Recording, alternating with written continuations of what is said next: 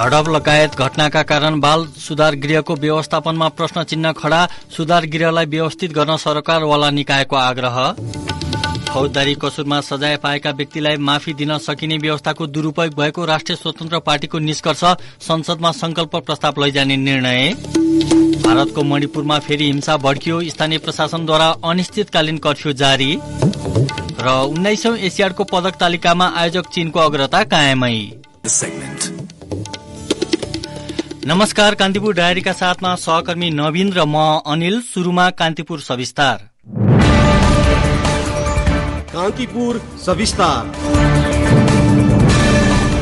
महिला बालबालिका तथा ज्येष्ठ नागरिक मन्त्रालय अन्तर्गतको केन्द्रीय बाल न्याय समितिका अनुसार मोरङ, पर्सा, मकवानपुर, भक्तपुर, कास्की, रूपन्देही, बाँके र डोटीमा गरी 8वटा बाल सुधार गृह सञ्चालनमा छन्, जहाँ विभिन्न आपराधिक क्रियाकलापमा संलग्न भएका तर उमेर हदका कारण कारागार चलन गर्न नमिल्नेलाई उनीहरूको आचरण सुधार गर्न राख्ने गरिएको छ। तिनै मध्ये पछिल्लो महिनामा भक्तपुर, पर्सा र बाँके स्थित बाल सुधार गृहमा झडपका घटना भएका छन्। यसले बाल सुधार गृहभित्रको सुरक्षा मात्र नभई भौतिक पूर्वाधार र बन्दोबस्तीलाई लिएर प्रश्न उठेको छ। सम्बद्ध अधिकारीहरूले बाल सुधार गृहलाई प्रभावकारी रूपमा सञ्चालन गर्न सरकारलाई आग्रह गरेका छन्। नेपालको प्रचलित कानूनले 18 वर्ष नपुगेका व्यक्तिलाई नाबालक मानेको छ भने सो उमेर समूह मुनिका व्यक्तिले कानून विपरीत गर्ने कार्यलाई कसुर वा अपराध नभनी बाल विज्ञायको रूपमा परिभाषित गरेको छ। त्यस्तो कार्यमा संलग्नको आचरण सुधार गर्नका लागि बाल अधिकार सम्बन्धी महासन्धि र देशकै कानून अनुसार सुधार गृहमा राख्ने गरिएको छ। गत भदौ 4 गते भक्तपुर स्थित बाल सुधार गृह तोडफोड गरेर 226 जना बाल कैदीबन्दी फरार भएपछि सुधार गृहको विषय चर्चाको केन्द्रमा आएको हो। तीमध्ये 1 जना बाहेक अरू सबैलाई पुनः नियन्त्रणमा दिएपछि अहिले उनीहरूलाई वीरगञ्ज र नेपालगञ्जका सुधार गृहमा स्थानान्तरण गरिएको छ। तर भदौ 26 मे पर्सामा अर्को त्यस्तै घटना भयो, जहाँ भक्तपुरबाट सारिएकाहरूले नै सुधार गृह परिसरमा तोडफोड र ढुङ्गामुढाको अवस्था सिर्जना गरे। त्यति मात्र होइन, गत साता मात्र बाँकेको नेपालगञ्ज स्थित बाल सुधार गृहमा झडप हुँदा त 1 जनाको मृत्यु नै भयो। उनीहरू बीचको झडपको मुख्य कारण सुधार गृहभित्रका कैदीबन्दी बीचको आपसी विवाद थियो। आखिर के कारण सुधार गृहमा झडपको अवस्था आयो त? बाँके स्थित बाल सुधार गृहकी इन्चार्ज बिमला काउचा। अब यहाँ कानूनले 18 वर्ष पुरा भइसके तापनि बाल सुधार गृहमै राख्नुपर्छ, अर्को ठाउँ व्यवस्था गरेर भन्ने, व्यवस्था गर्नलाई ठाउँ नहुने, अर्को कुरा सुरक्षाकर्मी राख्ने, सुरक्षाकर्मीको अधिकार केही पनि नहुने। अब सुरक्षाकर्मीसँग हतियार छैन, केही भन्न पाउँदैन, गाली गर्न पाउँदैन। बालबालिका भने 18 वर्ष, 22 वर्ष, 24, 27, 28 वर्षसम्मका पनि छन्। अनि तिनीहरूलाई पनि बालबालिकाकै दर्जा दिएर राख्नुपर्ने, अनि तिनीहरूले नै यस्तो द्वन्द्व मचाउने, त्यो नै समस्या हो कि मुख्य कुरा चाहिँ। सरकारको तर्फबाट विभिन्न जिल्लामा गरी 8वटा बाल सुधार गृह सञ्चालनमा छन् र ती सुधार गृहमा 1111 जना कैदी बन्दी छन्, जसमध्ये 350 जना त 18 वर्ष माथिका मात्रै छन्। सबै उमेर समूहका व्यक्तिलाई एकै ठाउँमा राख्दा उनीहरू बीचमा हुने असमझदारी र बेमेलका कारण पनि समस्या भएको देखिन्छ। ती घटना आपसी विवादका कारण भए पनि सुधार गृहको भौतिक संरचना र बन्दोबस्ती समेत व्यवस्थित नभएको सरकारी अध्ययनहरूले नै देखाएका छन्। नेपालमा बाल अधिकारको स्थिति विषयबारे केन्द्रीय बाल न्याय समितिले तयार पारेको प्रतिवेदनमा अधिकांश बाल सुधार गृहमा पर्याप्त भौतिक सुविधा नहुँदा क्षमता भन्दा बढी बालबालिकाको व्यवस्थापन गर्न समस्या भएको उल्लेख छ। सुधार गृहमा आवश्यक भौतिक संरचना नभएको बाँके स्थित सुधार गृहकी इन्चार्ज काउचाले बताइन्। 18 वर्ष माथिकालाई स्वास्थ्य निकालेर अर्को ठाउँ व्यवस्थापन गरिहालेको भए यो समस्या बाल सुधार गृहमा हुने नै थिएन। शारीरिक र मानसिक यातना त अरू बालबालिका, वास्तविक बालबालिकाले भोग्नु परेको छ नि त त्यहाँभित्र। त अब कानूनले यिनी ठुला भए, अब चाहिँ यहाँभित्र पनि अपराध गरिराखे, यिनीहरूलाई चाहिँ कारागार स्थानान्तरण गरौँ भन्ने हो भने त्यो पनि कारागार स्थानान्तरण गर्न पनि नमिल्ने, जता पनि कानूनले बाँध्ने अनि गर्ने के त काम गर्ने मान्छेले चाहिँ भौतिक संरचनाहरू त्यही किसिमको। अब 18 वर्ष माथिकोलाई छुट्टै व्यवस्था गरेर राख्ने भन्ने, अनि त्यो चाहिँ छँदै छैन यहाँ त्यस्तो खालको व्यवस्था। भक्तपुर र पर्साको सुधार गृहमा कैदीहरूले ताजा खाना खान पाउनुपर्ने, शौचालय सफा हुनुपर्ने, खुला र सफा ठाउँमा सुत्न पाउनुपर्ने तथा पढ्न पाउनुपर्ने लगायत माग गरेका थिए। बाल सुधार गृहमा बालबालिकालाई सुधार्नका लागि लगिए पनि सोही अनुरूपको व्यवस्था नहुने र सरकारी निकायबाट नियमित रूपमा अनुगमन नहुने अवस्था विद्यमान भएको सम्बद्ध अधिकारीहरूको भनाइ छ। राष्ट्रिय मानव अधिकार आयोगका प्रवक्ता डाक्टर टीकाराम पोखरेलले भने, बाल सुधार गृह भनेको बालबालिकालाई थुन्न लगिएको मात्रै होइन, त्यहाँ सुधार गर्नको लागि लगिएको हो। त्यो सुधार गर्न भनेर जुन लगिएको छ, तर पर्याप्त प्रयासहरू भएका छैनन्। त्यही अनुसारको शिक्षा स्वास्थ्यहरूको अवस्था छैन, मनोवैज्ञानिक उपचारको कुराहरू छ, काउन्सिलिङका कुराहरू छन्, त्यो अनुसारको कामहरू त्यहाँ भइरहेको छैन र त्यहाँ बस्ने बालक चाहिँ अपेक्षाकृत रूपमा कति सुधार भयो, हिजो कस्तो थियो उसको बानी बेहोरा नेचर र आज कति सुधार भयो भन्ने कुनै चाहिँ मापन गर्ने मेकानिजम पनि छैन। उनीहरूलाई एक ठाउँमा लगिएको छ, कारागारमा थुन्या जस्तो थुन्या छ। बाल सुधार गृहमा रहने कैदीबन्दीले प्रतिदिन 80 रुपियाँ र 700 ग्राम चामल पाउने व्यवस्था गरिएको छ। यसरी यो आँकडालाई हेर्दा एकजना कैदीलाई एक वर्षमा झण्डै 29,000 रुपियाँ आवश्यक पर्छ। अहिले रहेका 1,111 जनाको खर्च निहाल्ने हो भने वार्षिक 3,22,19,000 रुपियाँ आवश्यक पर्छ, जसमा खाद्यान्नको खर्च जोडिएको छैन। बाल सुधार गृह सञ्चालनका लागि संघीय, प्रदेश र स्थानीय गरी तीनै तहका सरकारले आर्थिक र मानवीय साथै भौतिक सहयोग गर्न सक्ने व्यवस्था छ। तर पालिका स्तरका सरकारले सुधार गृहहरूमा चासो नदिएको आलोचना हुँदै आएको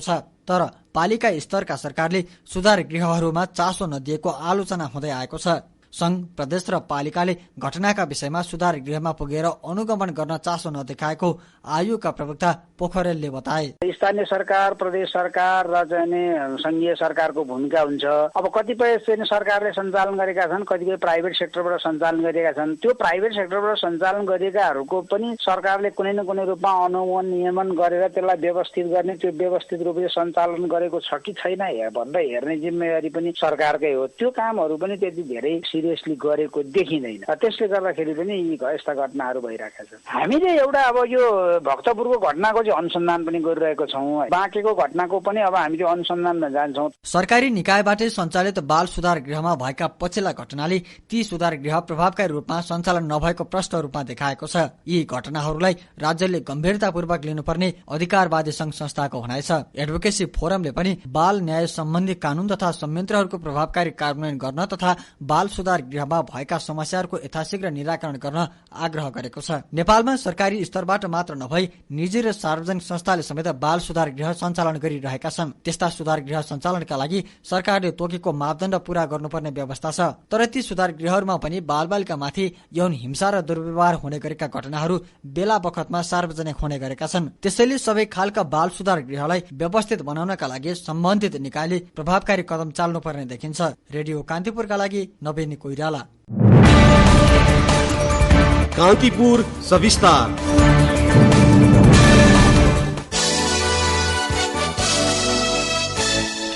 राष्ट्रिय स्वतन्त्र पार्टी रासपाले फौजदारी कसुरमा सजाय पाएका व्यक्तिलाई माफी दिन सकिने र संवैधानिक तथा कानूनी प्रावधानको दुरूपयोग भइरहेको भन्दै सो विषयमा संसदमा संकल्प प्रस्ताव लैजाने भएको छ। सो पार्टीको केन्द्रीय समिति र संसदीय दलको संयुक्त बैठकले कानूनको मर्म विपरीत हुने सिफारिस बारे राष्ट्रपति समक्ष ध्यानाकर्षण पेश गर्ने तथा सदनमा संकल्प प्रस्ताव पेश गर्ने निर्णय गरेको हो।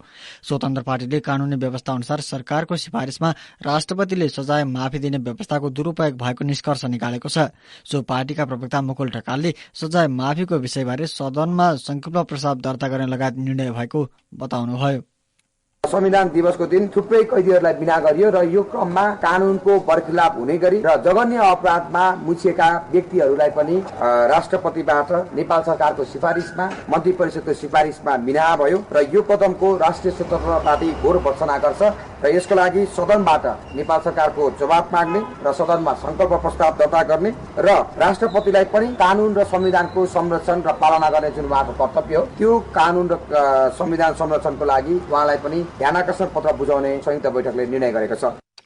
त्यस्तै स्वतन्त्र पार्टीले सोन प्रकरण, ललिता निवास जग्गा प्रकरण र नक्कली भुटानी शरणार्थी प्रकरणको विषयमा छानबिनमा आशंका उत्पन्न भएको बताएको छ। प्रवक्ता ढकालले भन्नुभयो, पछिल्ला गतिविधि र निर्णयमा प्रशस्त संशय देखिएको छ। ललिता निवास जग्गा, नक्कली भुटानी शरणार्थी र सुन तस्करी प्रकरणमा भएको अनुसन्धान र अभियोजनप्रति जनस्तरबाटै प्रश्न उठाइएको छ। अभियुक्तले किटान गरेको मात्र होइन, प्रहरीको प्रतिवेदनमा समेत उल्लेख भएका कतिपय राजनीतिक कर्मीप्रति नरम नीति लिएको आशंकालाई सरकारका गतिविधि र निर्णयले बल दिएको छ।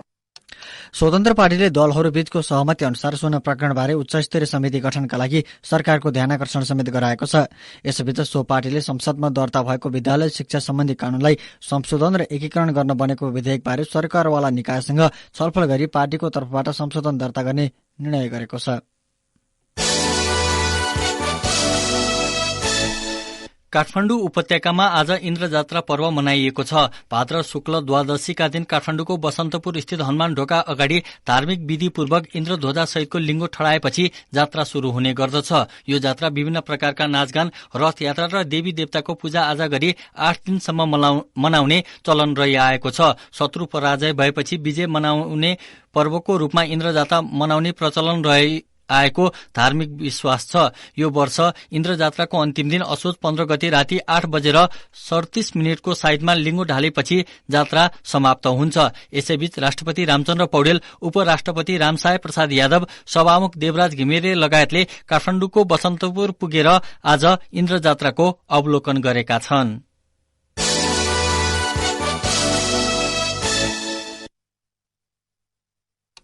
तनहुँ र चितवनको संगमस्थल देवघाटको नारायणी नदीमा नुहाउँदै गर्दा डुबेर 2 जना बेपत्ता भएका छन्। जिल्ला प्रहरी कार्यालय चितवनको अनुसार भारतको असम घर भई कैलालीको धनगढी स्थित लक्ष्मी नारायण संस्कृत मन्दिरमा अध्ययनरत 19 वर्षीय भोजराज अधिकारी र धनगढी 3 मिलन चोका 17 वर्षीय पंकज दाहाल नदीमा बेपत्ता भएका हुन्। धनगढीबाट भ्रमणमा आएका उनीहरू आज बिहान 7 बजेतिर नुहाउने क्रममा नदीमा बगेर बेपत्ता भएको चितवन का प्रहरी नायब उपरीक्षक डीएसपी विजयराज पण्डितले बताउनुभयो। उनीहरूको खोजीका लागि विपद उद्धार टोलीसहित प्रहरी खटिएको डीएसपी पण्डितले जानकारी दिनुभयो। कान्तिपुर डायरीमा अब ब्रेकको पालो। कान्तिपुर डायरीमा अब बाँकी प्रसंग। संखुवा सभामा निर्माणाधीन 900 मेगावाटको अरूण तेस्रो जलविद्युत आयोजनाको विद्युत लैजाने 400 केभीए प्रसारण लाइन स्थित जमिनका जग्गा धनीले जिल्ला प्रशासन कार्यालयमा आज धरना दिएका छन्। प्रसारण लाइनको 14 वटा टावरको मुआब्जा बापतको रकम 5 देखि 8 लाख रुपियाँसम्म प्रति रोपनी दिने जिल्ला प्रशासनको निर्णय विरुद्ध उनीहरूले धरना दिएको हाम्रा सहकर्मीले जनाएका छन्। जग्गा धनीले जग्गाको मूल्याङ्कन कम तोकिएको भन्दै जिल्ला प्रशासन, खाँदबारी नगरपालिका, ऊर्जा मन्त्रालय र गृह मन्त्रालयमा समेत मुआब्जाको दर रेट पुनरावलोकन गर्न माग गरेका छन्।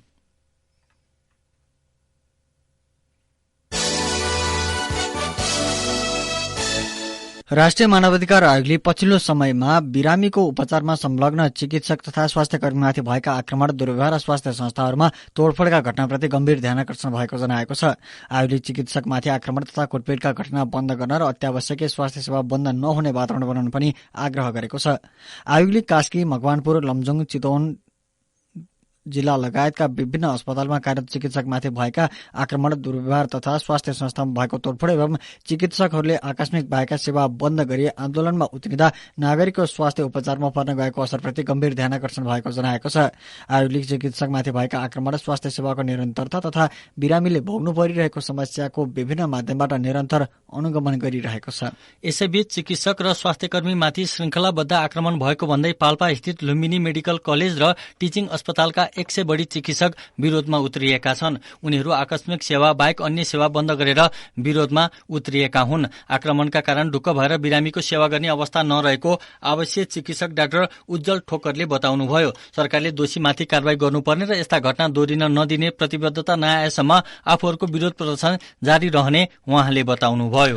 यसैबीच स्वास्थ्य क्षेत्र असुरक्षित, अमर्यादित र अशान्त बन्दै गएको भन्दै जवाबदेता निगरानी समितिले सरकारको ध्यानकर्षण गराएको छ। एक महिना यता मुलुकभित्र 9 वटा अस्पतालका स्वास्थ्यकर्मीमाथि भौतिक आक्रमण भए पनि दोषीलाई कानूनी कारवाहीको दायरामा ल्याउन नसकेको भन्दै निगरानी समितिले आपत्ति समेत जनाएको छ। स्वास्थ्य क्षेत्रको सुरक्षामा सरकार चुकेको र जिम्मेवार सरकारका निकाय नै गैर जिम्मेवार भएको समितिले आरोप लगाएको छ। कान्तिपुर डायरीमा पुनः कान्तिपुर डायरीमा अब आर्थिक प्रसंग।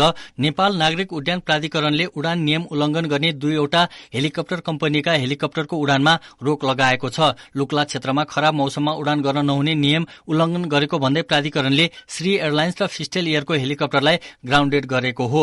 प्राधिकरणका सूचना अधिकारी ज्ञानेन्द्र भुलका अनुसार मौसम सफा भएर उडान भर्नुपर्ने मापदण्ड उल्लंघन गरेकाले 2 कम्पनीका 3वटा हेलिकप्टरलाई अर्को निर्णय नभएसम्मका लागि ग्राउण्डेड गरिएको बताउनुभयो।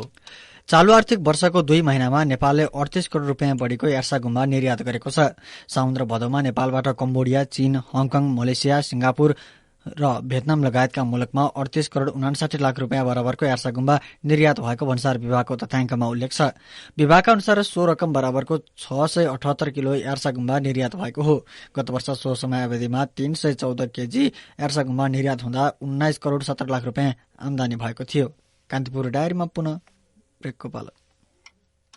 पेट्रोलियम पदार्थको तस्करी नियन्त्रणका लागि पर्साको वीरगञ्ज स्थित एकीकृत सुरक्षा जाँच चौकी आईसीपीमै ट्याङ्कर सहित इन्धनको तौल गर्न थालिएको छ।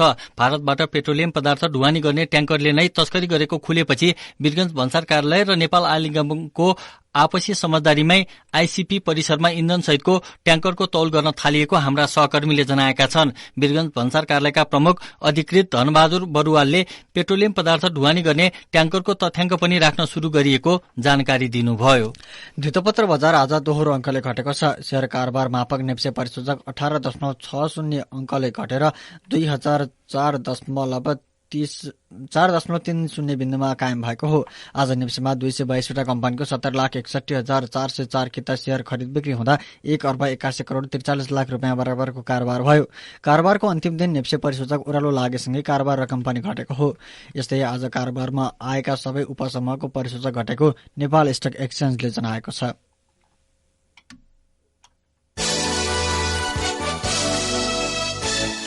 कान्तिपुर डायरीमा अब मुलुक बाहिरको प्रसंग। भारतको उत्तर पूर्वी राज्य मणिपुरको राजधानी र अन्य केही स्थानमा अनिश्चितकालीन कर्फ्यू लगाइएको छ। दुई विद्यार्थीको अपहरणपछि भएको हत्याको विरोधमा भएको हिंसाका कारण दर्जनौं विद्यार्थी घाइते भएपछि स्थानीय प्रशासनले मणिपुरको राजधानी इम्फाल सहितका क्षेत्रमा कर्फ्यू लगाएको हो। हिजो भएको झडपमा 80 जना भन्दा बढ़ी विद्यार्थी घाइते भएका थिए। कर्फ्यू पश्चात मणिपुर राज्यमा मोबाइल इन्टरनेट सेवा 5 दिनका लागि बन्द गरिएको त्यहाँका अधिकारीहरूलाई उद्धृत गर्दै अल जजिराले जनाएको छ। मणिपुरमा गत मे महिनाको शुरूआतदेखि शुरू भएको जातीय हिंसामा परि 180 जनाको मृत्यु भइसकेको छ भने 50,000 नागरिकले घर छाडेका छन्। दुईवटा स्थानीय समूहबीचको भिडन्तका कारण मणिपुर अशान्त बनेको हो।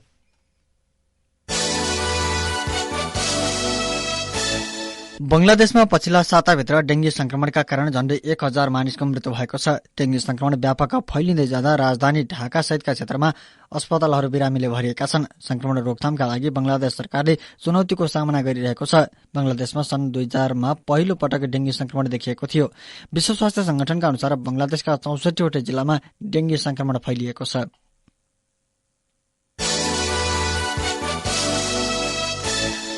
कान्तिपुर डायरीमा अब खेल प्रसंग। चीनमा जारी एसियाडमा ब्याडमिन्टनको पुरूष टीम इभेन्टमा नेपाल विजयी भएको छ। अन्तिम 32 को खेलमा मंगोलियालाई 3-1 ले पराजित गर्दै नेपाल प्री क्वार्टर फाइनलमा प्रवेश गरेको हो। टीम स्पर्धाको पहिलो खेलमा नेपालका प्रिन्स दाहालले मंगोलियाका खेलाड़ीलाई 21-8 र 21-14 ले पराजित गरेका थिए। सोही स्पर्धाको दोस्रो खेलमा नेपालका सुनिल जोशीले मंगोलियाका खेलाड़ीलाई 21-11 र 21-7 अंकले पाखा लगाएका थिए। तेस्रो खेलमा भने नेपालका विष्णु कटुवाल मंगोलियाका खेलाड़ीसँग 23-21, 22-24 र 21-17 ले पराजित भएका थिए। पुरूष टीम इभेन्टको चौथो खेलमा नेपालका प्रिन्स दाहाल र विष्णु कटुवालको जोडीले मंगोलियाका खेलाड़ीलाई 21-8 र 21-9 ले हराएका थिए। ब्याडमिन्टनको महिला टीम इभेन्टको प्री क्वार्टर फाइनलमा भने नेपाल मालदिवसँग 3-1 ले पराजित भएको छ। नेपाली खेलाड़ी रसिला महर्जन, नङसल देवी तामाङ र अनुमाया राई मालदिवसका खेलाड़ीसँग पराजित भएका हुन्। ई स्पोर्ट्सको पबजी मोबाइलको प्रतिस्पर्धामा नेपाली टिम दोस्रो चरणमा पुगेको छ। समूह सी को प्रारम्भिक चरणमा नेपाल दोस्रो भएको हो। यसै समूहको दक्षिण कोरियाले शीर्ष स्थान हात पार्यो। नेपालको 52 मिनेट 20.28 सेकेन्ड तथा कोरियाको 47 मिनेट 28.467 सेकेन्डको टाइमिङ राखिएको थियो। नेपाल उत्कृष्ट टाइमिङका आधारमा अन्तिम 16मा छनौट भएको हो। अब नेपालले भोलि दोस्रो चरणमा प्रतिस्पर्धा गर्नेछ। यसैबीच एसियाडमा डेब्यू गरेको राष्ट्रिय महिला फुटबल टिमले आफ्नो अन्तिम खेलमा बंगलादेशसँग बराबरी गरेको छ। समूह डीमा रहेका नेपाल र बंगलादेश दुवैले एक गोलको बराबरी खेलेका हुन्। सबिना खातुनको गोलबाट बंगलादेशले पहिलो हाफमा अग्रता लिएको खेलमा नेपालकी रेखा पौडेलले 83 मिनेटमा गोल गरिन्। प्रतियोगिताबाट बाहिरिसकेका दुवै टोली समूह चरणका खेलमा जापान र भियतनामसँग पराजित भएका थिए। यसैबीच एसियाड आयोजक चीनले पदक तालिकामा आफ्नो अग्रता कायम राखेको छ। पछिल्लो विवरण अनुसार चीनले 90 वटा स्वर्ण, 51 वटा रजत र 26 कांस्य सहित 167 पदक जितेर तालिकाको शीर्ष स्थानमा छ। पदक तालिकामा दोस्रो स्थानमा रहेको दक्षिण कोरियाले 24 स्वर्ण, 23 रजत र 39 कांस्य गरी 86 पदक जितेको छ। जापान 18 स्वर्ण, 30 रजत र 30 वटा कांस्य सहित 78 पदक जितेर तेस्रो स्थानमा छ। त्यस्तै चौथो स्थानमा रहेको उज्बेकिस्तानले 6 स्वर्ण, 10 रजत र 15 कांस्य गरी 31 पदक जितेको छ। 6 स्वर्ण, 8 रजत र 11 कांस्य सहित 25 पदक जितेको भारत 5औं स्थानमा छ। जाँदा जाँदै मुख्य समाचार फेरि एकपटक। झडप लगायत घटनाका कारण बाल सुधार गृहको व्यवस्थापनमा प्रश्न चिन्ह खडा, सुधार गृहलाई व्यवस्थित गर्न सरकारवाला निकायको आग्रह। फौजदारी कसुरमा सजाय पाएका व्यक्तिलाई माफी दिन सकिने व्यवस्थाको दुरूपयोग भएको राष्ट्रिय स्वतन्त्र पार्टीको निष्कर्ष, संसदमा संकल्प प्रस्ताव लैजाने निर्णय। भारतको मणिपुरमा फेरि हिंसा भड्कियो, स्थानीय प्रशासनद्वारा अनिश्चितकालीन कर्फ्यू जारी। र 19औं एसियाडको पदक तालिकामा आयोजक चीनको अग्रता कायमै। हवस् त कान्तिपुर डायरीका आजका सम्पूर्ण बुलेटिन यही नै सकिन्छ। भोलि बिहान 6:30 बजे हाम्रो नियमित बुलेटिनका साथमा आउने नै छौं। तबसम्मका लागि सहकर्मी नवीन र म अनिल आगे माग्छौं। नमस्ते, शुभरात्री।